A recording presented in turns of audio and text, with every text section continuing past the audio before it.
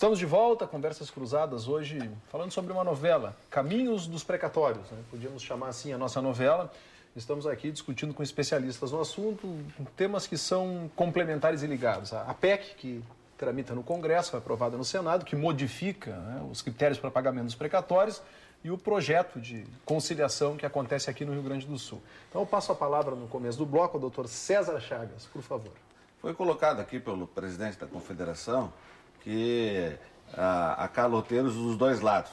Eu acho que tem que esclarecer bem isso aí, porque, na verdade, credores de precatório não são caloteiros. Não são caloteiros, porque são pessoas, são trabalhadores que têm uma decisão transitada julgada, de um direito seu, esse direito não é pago, tá? E os governos levam anos e anos, por força da própria proteção da lei, tá? Em não pagar esse crédito, tá? E no momento em que hoje estamos colocando aqui a questão dos empresários, tá? Os empresários são interessados na compra desses títulos para quitação dos seus créditos, das suas dívidas de ICM, de créditos fiscais. Agora, a questão, acho que foi muito bem colocada. E aí é calote quando vale licença, como portanto... Mas aí o senhor não está falando de credores, o senhor está atingindo os empresários. Os credores são trabalhadores, são pessoas que têm suas propriedades apropriadas, uma sua casa, o seu terreno, o seu imóvel, e são dívidas exclusivas oriundas de créditos alimentares ou indenizatórios, né? Eles não devem ao Estado. O Estado é devedor deles, sim. E eles sim sofrem o calote, porque o que acontece? Eu vou fazer um exemplo bem simples aqui, que é muito conhecido no Rio Grande do Sul. A Lei Brito. A Lei Brito foi decretada em 96. O governo Brito perdeu a eleição, não pagou. Os demais governos não reconheceram a dívida e começaram a usar todos os artifícios jurídicos que tem o Estado de recursos, né? E vários governos passaram e nenhum deles pagou. E as procuradorias gerais empurrando o processo para o Tribunal de Justiça, para o STJ, até lá que no final, depois de 10 anos, o processo tem um final no Supremo Tribunal Federal. Vou citar um exemplo. Nós temos um crédito, os técnicos científicos têm um crédito hoje com o governo do Estado, cujo valor principal é 900 milhões de reais aproximadamente. Esse crédito, indexado pela correção da sentença, hoje nós estimamos em 3 bilhões e 600. Nós vamos entrar na fila de espera para receber talvez daqui a 10 anos. Daqui a 10 anos, pela própria força dessa indexação, esse crédito vai estar em 9 bilhões de reais. Quando é que vai pagar? Não vai pagar nunca. Tá? E quando agora chega o momento das pessoas que já estão com processo de 94, 95, no momento de receber seu crédito, que muitas vezes já não é mais o credor, já é o espólio da família, porque grande parte dos credores são pessoas de idade. Mais de 30% já morreram. Mais de 30% já morreram no Rio Grande do Sul. Em São Paulo a situação é muito mais crítica. No Brasil também a situação é bastante crítica de pessoas que morrem sem receber os seus créditos. E na hora de pagar agora, querem aplicar então esses fatores de troca de correção, que nós achamos que isso sim, isso é perda de direito. Por quê? Porque ele tem uma decisão transitada e julgada. É, no nosso entendimento dos credores de precatório, um descumprimento da decisão, é um desrespeito ao judiciário, é um enfraquecimento do judiciário, porque o judiciário é a única instância de garantia do servidor de que a lei vai ser efetivamente cumprida. Eu lhe faço a pergunta, hoje não é assim? O judiciário manda pagar e não se paga. Isso não enfraquece o judiciário? Enfraquece. No nosso ponto de vista, o credor está profundamente preocupado com essa situação, por isso que nós estamos hoje reunidos num fórum para discussão disso aí, porque nós queremos um judiciário forte, que aquilo que é decidido para o cidadão, também para o governo, seja cumprido, assim como para o Estado, União e município, da mesma forma, a lei tem que ser para todos, né? E tem que ser cumprida da mesma forma, não pode haver distinção. O judiciário se soma aí à preocupação do César Chagas, que é presidente do Sindicato dos Técnicos Científicos do Estado, né, nessa preocupação em relação à efetivação das suas decisões. E ele acredita que, independentemente da questão da PEC, que acho que mereceria talvez uma outra discussão, acredita que algumas algumas coisas já foram feitas e outras ainda podem ser aperfeiçoadas independentemente de uma emenda constitucional, né? Uma delas foi, por exemplo, e nós falamos aqui da relação com a dívida ativa, que o Estado, em dezembro de 2008, ele aprovou uma alteração do nosso fundo estadual de precatórios, onde ele acrescentou o que antes era 10%, passou a ser 100% das receitas líquidas, né, da cobrança judicial. Então já houve, ou está havendo, um aporte de 10% para 100% de toda a dívida cobrada já vai para esse fundo para pagar esses precatórios, o que eu vejo como um avanço, né?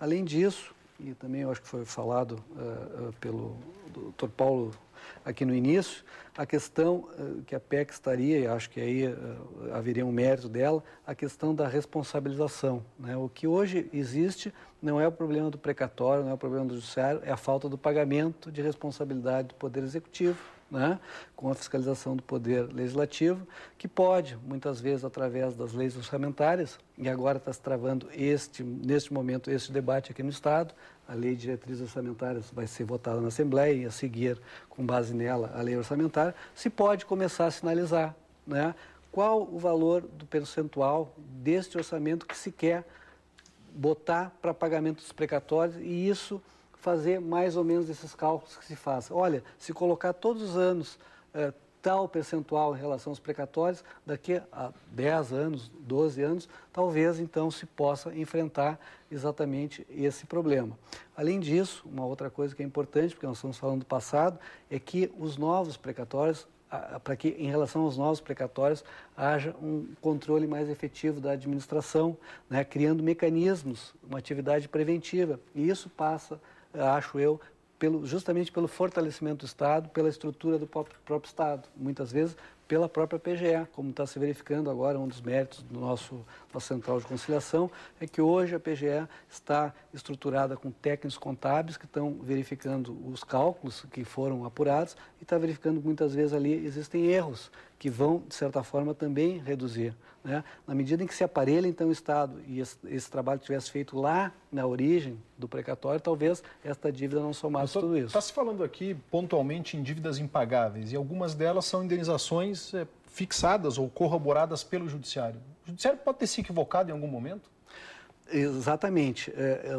Existe uma regra assim, que erro de cálculo, por exemplo, não transita em julgado, né? Eventualmente, e foi nessas 30 primeiras audiências, o que se verificou ali? No momento do lançamento, que normalmente um cálculo, né, engloba um período muito grande, e aí, eventualmente, ali na hora de lançar, em vez de lançar um pagamento que tinha havido no valor de 60 e poucos dinheiro da época, foi lançado 6 dinheiros da época. Sim, porque já tivemos várias moedas e vários planos, várias conversões e reversões. E o cálculo é complexo, na verdade é complexo. Aí pega nós, operadores do direito, que estamos mais afeitos às letras e não aos números, né? E acaba acontecendo isso. Este, digamos, é um mérito e passa pelo aparelhamento do Estado e por essa atividade preventiva que acho que o Judiciário propõe, né, também dentro desse debate. Eu queria retomar a parte que o Dr. César colocou. Eu primeiro quero esclarecer o seguinte: eu estou aqui em tese representando os municípios, não é o Estado do Rio Grande do Sul, não tem nada que ver. Aliás, foi convidado do programa. Deixa eu fazer esse esclarecimento. A produção do programa convidou a Secretaria da Fazenda, Procuradoria do Estado e ambas instâncias se abstiveram da presença, foram convidados. Tem o direito de não comparecer, apenas faz o registro, porque eventualmente algum telespectador possa estar se perguntando onde está o Estado. Foi convidado, não quis comparecer. Então, ressalvando essa parte, eu diria, quando eu usei a expressão que há calote, eu não quis dizer que o calote é dos que têm precatório a receber. Eu estou falando que a população, no caso, é que deve isso para o poder público. No caso do Rio Grande do Sul, esses 20 bilhões referidos aqui, tirando, enfim, o que não cobra mais, daria 15 ou 14, mas imagina, o Estado deve 4 e tem 15 para receber de quem? Da sociedade. Porque aí que está a diferença, o Estado ou o município... de empresários. Não sei quem. Pode ser... Não sei quem. Não, pode ser até um... Pode ser até um professor. Vamos dar nome. Vamos botar um técnico científico que deve ICM. Por que não pode ter? Técnico científico que deve PVA, pode ter. Eu não vou nominar. É quem deve. Eu não estou nominando. Estou falando do valor da dívida. E não estou dizendo, porque aí, quando eu usei a expressão caloteiro, é dos dois lados, no sentido não que especificamente todos os que têm precatório, ou vice-versa. Eu não estou usando e não aceito essa imputação de calote. Se alguém não está pagando, está sendo executado, o judiciário está agindo, outro. Eu não estou usando. Isso está havendo um encaminhamento da minha forma emocional. Então, o que acontece? Esclarecendo isso, eu queria dizer o seguinte para o doutor, inclusive, Martinez, e aos telespectadores. Para o caso de não liberação dos recursos pelos entes federados, e isso nós, a Confederação, trabalhou com a relatora isso aqui, a PEC prevê as seguintes sanções: proibição de contratação de empréstimo, ou seja, o município não pode receber empréstimo, e recebimento de transferências voluntárias. Por exemplo, vai construir uma ponte, ele não pode porque é voluntária, não é constitucional, não é um tributo. Ele vai fazer um procedimento ambiental do lixo, ele não pode receber. Então, o município é penalizado porque ele não está cumprindo. Outro aspecto, sequestro por ordem judicial. Agora está aqui, na norma constitucional. Penalidade do chefe, do prefeito ou do governador, do Poder Executivo, pela Lei de Responsabilidade Fiscal. Retenção do FPE e do FPM. Está aqui expressamente. Basta o juiz digitar ali, está retido o dinheiro e entra e vai ser pago. Então, nós não estamos sendo responsáveis, nós queremos o pagamento. E nós estamos colocando, e está aqui na PEC, a pedido nosso, para que o gestor cumpra e que haja liquidez e que não fique na conversa. Porque hoje, essa situação que está, eu repito, é porque há muitos interesses de outros lados no meio. E isso é que tem que se discutir. Agora, eu penso o seguinte, um cidadão que tem um valor de um precatório de 100 de face e vender para o empresário por 30, ele vende pelo que ele quer. Agora, pelo leilão, se ele quiser vender por 30 para o município, para o Estado, não é o conjunto da sociedade, porque esse 70 vai sobrar para a educação e para a saúde, não vai para o meu bolso, eu não estou ali visando lucro, o gestor público está ali visando o bem comum, e esse sobrepara todos os interesses particulares. Então, isso tem que ficar claro. Nós queremos é pagar, e vamos pagar com essa aprovação, e vamos lutar para pagar. O que está havendo é um refluxo de interesses para que... Interesse que eu estou falando é legítimo, não estou dizendo nada ao contrário, senão vão dizer que eu estou querendo acusar aqui como um prefeito falou, a OAB representou contra o prefeito, porque ele usou uma expressão, não vou discutir aqui se é certo ou errado. Então eu estou mostrando, porque há uma acusação muito comum, o calote, isso não vai construir a nada. Nós temos é que achar a solução do pagamento. Quando eu dei o exemplo de que os municípios têm 194 milhões só no Rio Grande do Sul e estão pagando, e agora, inclusive, estamos procurando o próprio doutor Martinez para ver se nós viemos trazer os municípios que devem para essa conciliação e liquidar esse passivo, que não é tão alto, nós vamos pagar. E os municípios brasileiros estão pagando. Alguns não, lógico que tem outra situação.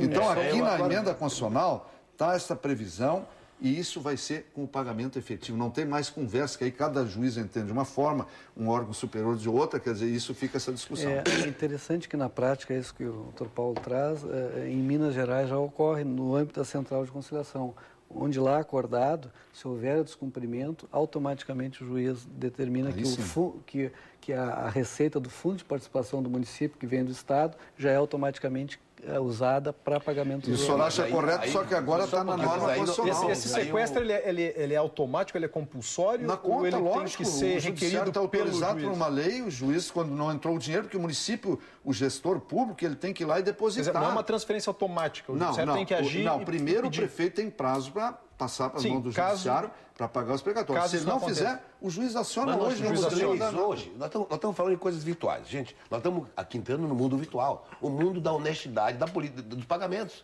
Nós estamos entrando no mundo virtual que eu não acredito que está acontecendo aqui dentro. Então, o senhor é excelente, mas eu vou dizer o seguinte. Nós temos não só o senhor como prefeito, mas um país inteiro cheio de prefeitos e governadores. E ninguém cumpre desde 1988. Porque não há obrigação. Que havia obrigações. Houve o primeiro parcelamento em 8 vezes e havia sanções. As sanções não foram cumpridas. Nem o próprio judiciário cumpriu as sanções. A emenda constitucional número 30, de 2000, dava a sanção de sequestro de verba. O judiciário dá eventualmente. Quando é caso extremo, alguns juízes dão, outros não. Mas ali na emenda, a possibilidade de sequestro de verba. E o que está acontecendo agora? Que os governadores Doutor Lacerda, só uma parte. Deixa eu só terminar meu raciocínio, por favor. Que ele tá falando como se houvesse só santos. Eu vejo um monte de santos quando ele fala, sabe? E eu vejo o seguinte, são mais de 20 anos de inadimplência. Inadimplência, quanto mais, dos prefeitos e governadores que brincam com a verba pública. O senhor está me falando da saúde, cada vez que fala, o senhor me perdoa. O senhor me perdoa. Tem uma ação, eu não estou dizendo que o senhor brinca. Eu estou dizendo que no país se brinca. Não estão brincando, eu não falei o senhor. Agora eu digo o seguinte. Nós temos controle do Tribunal de Contas, Ministério Público, nós temos má versação de verba em todo o país. Nós temos casos de escândalo. Em setores, não é em todo. Não, eu não falo que é todo. Eu não estou dizendo que é todo. Não, senhor. Eu disse em uma grande parte. Nada em todo. Nada é todo, nada é pouco. E, então acontece o quê? Então, nós temos isso, as leis já obrigavam o judiciário a sequestrar verbas. Só que o próprio judiciário foi benevolente com... Por quê? Porque é serviço público, se fala, toda vez que se fala em sequestrar verba, se fala em saúde, educação e saúde, educação e segurança. Esses 3 itens são o parapeito para não pagar. Agora, quando você vai verificar a utilização da verba pública, nós temos, não estou falando do seu caso, por favor, eu estou falando que é a realidade brasileira. E todo mundo está vendo nos jornais todo dia. Escândalos por todos os lados, desvio de verba por todos os lados. Então, gastos com publicidades fantásticos, daria para pagar os precatórios. Eu diria o seguinte, os gastos anuais do governo, estado e município, pagaria todos os precatórios de um único ano, toda a dívida atual. Município faz publicidade pequena, então, o que acontece? As má versação de verba existem. Então, nós estamos falando agora, não, agora nós vamos pagar. E por que não pagaram quando antes havia sequestro de verba? Não pagavam. E, eu digo mais, o que se tem presente é que os governadores, como Kassab, por exemplo, que devia 5 milhões, e estou falando de São Paulo, não estou falando aqui agora, quando ele entrou, a dívida era 5 bilhões. Depois que ele entrou, passou a 10 bilhões. Ele não pagou um centavo. Um centavo com uma arrecadação fantástica. Então, nós estamos falando aqui de Santos. E eu não conheço esse lado. Eu não conheço o lado, sabe, de se pegar a verba pública e se respeitar as sentenças judiciais. Se utiliza a verba pública pensando em eleições, se gasta dinheiro com uma série de coisas. E eu não vou falar em publicidade porque vocês usam publicidade. Mas pode falar se você quiser aqui. Então, assim, na verdade, já existe a trava na emenda número 30, o doutor pode confirmar que é o pedido de sequestro de verba. Só que, assim, não é usada. Não é usada, o judiciário usa em raríssimos casos. E isso está preocupando, inclusive, os prefeitos. Nós temos aqui um exemplo concreto. Se falou, por exemplo, aqui de empresas, as empresas estão pegando por 30 e estão pagando impostos. As empresas já são a salvação dos servidores públicos. As empresas estão ganhando dinheiro, não, as empresas estão reduzindo a carga fiscal que eles têm, que deixa 15 bilhões aqui pendurado, em São Paulo são 100 bilhões, porque elas não conseguem pagar. Não é porque o empresário está roubando dinheiro ficando rico. O doutor Cláudio está lá no tribunal. Quer dizer que onde há malversação e idoneidade é só o setor público, o privado é santo. Não, o privado paga em dia, é a vítima de tudo. Eu não vou dizer ao senhor que não há. É a vítima. Todos são honestos, ninguém é desonesto, não tem nenhum, tudo é honesto. Desonesto é o setor público. Existe uma parte desonesta em qualquer ramo, em qualquer atividade. Então é isso que eu estou falando. Agora, o que nós sabemos, e é o seguinte, a maioria das empresas tem problema porque a carga fiscal do Brasil é muito alta e a devolução é muito pouca. Mas eu concordo que a carga é alta. É alta e a sonegação ninguém paga? Não, a sonegação hoje quase não existe com o controle que existe no Estado. Então, o que acontece? Se não houvesse um mercado, já teria havido um caos, porque os precatoristas não recebem e não tem como chegar no Estado o setor público deixar tudo para os empresários. Não, eles é que produzem, o que tem que ser feito, e assim, eu inclusive já falei com a parte das alimentares tem que ser paga.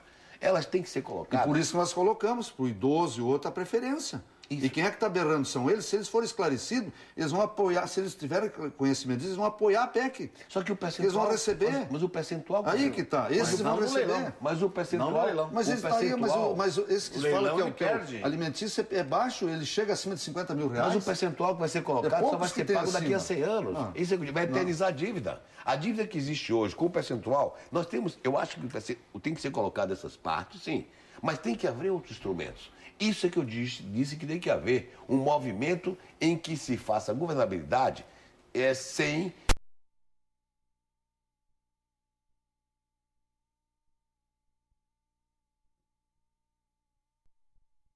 Modificando a sentença, uma lei modificando a outra lei, não se pode fazer. Agora, quando é um acordo, é outra coisa. A segunda coisa é o seguinte, tem que haver outros mecanismos que existem, como, por exemplo, a compensação com dívida vencida para trás, que a arrecadação é pífia. Esse é um outro mecanismo. Por exemplo, os credores de precatório não alimentares, que é a metade do valor, já aceitam os 15 anos. Eles sabem que não vão receber. Eles estão acostumados ao calote. Então eles já aceitam o que quiser. Só que eles querem o seguinte: o que eles querem? E que nós estamos tentando negociar, inclusive na Câmara de Deputados, eles querem um título da dívida pública. Eles querem mais 15 anos, eles esperam mais 15 anos para que os alimentares recebam os não alimentares. Mas eles querem agora um papel que ele possa chegar no banco e dizer: olha, eu quero um empréstimo, esse papel vai ser pago porque vai sair tancado. Ok, vou pedir licença a vocês, fazer um rápido intervalo comercial e, enquanto isso, você pode mandar a sua opinião para a gente sobre esse assunto. conversas.cruzadas@tvcom.com.br. Mande a sua opinião para a gente, daqui a pouco a gente volta. Porque não adianta.